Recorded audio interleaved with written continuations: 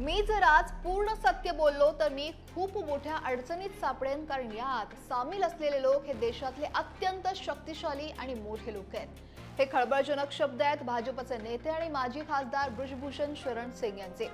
ज्या राम मंदिराच्या दर्शनासाठी देशातल्या करोडो भक्तांनी आपल्या श्रमाचा पैसा दान केला, त्याच राम मंदिराच्या चढावा चोरीवर आणि घोटाळ्याच्या आरोपांवर बृजभूषण सिंग यांनी असं वक्तव्य का केलं, ते कोणाकडे बोट दाखवतायत पाहूयात या व्हिडिओमध्ये। नमस्कार, मी अक्षरा चोरभारे, आपण पाहताय लोकमत। तर घडलं असं की गेल्या काही दिवसांपासून अयोध्या राम मंदिरात भक्तांनी अर्पण केलेल्या दानामध्ये आणि चढाव्यात मोठी अफरातफर झाल्याचे आरोप होत आहेत। याच मुद्द्यावरून विरोधकांनी सरकारला घेरलं असतानाच दिल्लीहून यूपी मध्ये आपल्या विष्णोहरपूर इथल्या निवासस्थानी परतलेल्या बृजभूषण सिंग यांना पत्रकारांनी यावर प्रश्न विचारला।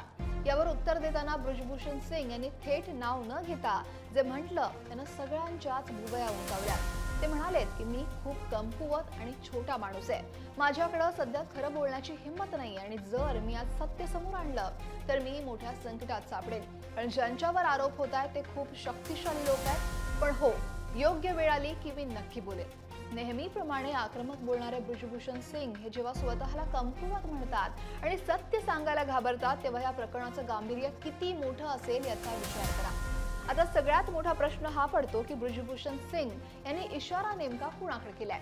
त्यांनी कुणाचंही थेट नाव हे घेतलं नसलं तरी त्यांच्या या विधानामुळे राम मंदिर ट्रस्ट आणि यूपीच्या राजकारणात मोठी खळबळजनक परिस्थिती निर्माण झाली आहे। खरं तर गेल्या काही वर्षात महिला कुस्तीपटूंनी केलेल्या आरोपांमुळे बृजभूषण सिंग हे आधीच मोठ्या वादात आहेत आणि यावर बोलताना त्यांनी पुढे असंही म्हटलं की गेल्या अनेक वर्षांपासून मी वेगवेगळ्या कठीण परिस्थितींचा सामना करतो आणि त्यामुळे एका बाजूला पक्षांतर्गत धुसफूस आणि दुसरीकडे राम मंदिरासारख्या अत्यंत संवेदनशील मुद्द्यावर त्यांनी टाकलेली ही गुगली ही सत्ताधाऱ्यांसाठी डोकेदुखी ठरू शकते, अशी चर्चा आता राजकीय वर्तुळात रंगू लागली आहे। आता फक्त राम मंदिराचं नाही तर या पत्रकार परिषदेत बृजभूषण सिंग यांनी देशात गाजत असलेल्या नीट परीक्षा घोटाळ्यावर आणि पेपर लीक प्रकरणावर सुद्धा भाष्य केलंय। मात्र इथं त्यांनी सरकारचा थेट बचाव केला। केंद्रीय शिक्षण मंत्र्यांच्या राजीनाम्याची मागणी करणाऱ्या विरोधकांना उत्तर देताना ते म्हणाले की फक्त मंत्र्यांनी राजीनामा दिल्यामुळे हा प्रश्न सुटणार नाहीये। पेपर लीक करण्यामागे वेगवेगळ्या स्तरावरील अधिकारी आणि कर्मचाऱ्यांचे खूप मोठं संघटित नेटवर्क असतं, रॅकेट असतं, ते काम करत असतं। हे रॅकेटचा पर्दाफाश करून त्यांच्यावर कडक कारवाई करणं गरजेचं आहे, तरच हे थांबेल।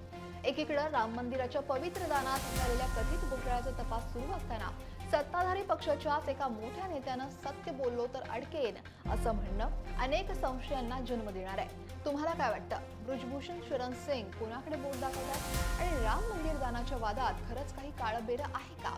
तुमच्या प्रतिक्रिया कमेंटमध्ये नक्की कळवा आणि लोकमत सबस्क्राईब करायला विसरू नका।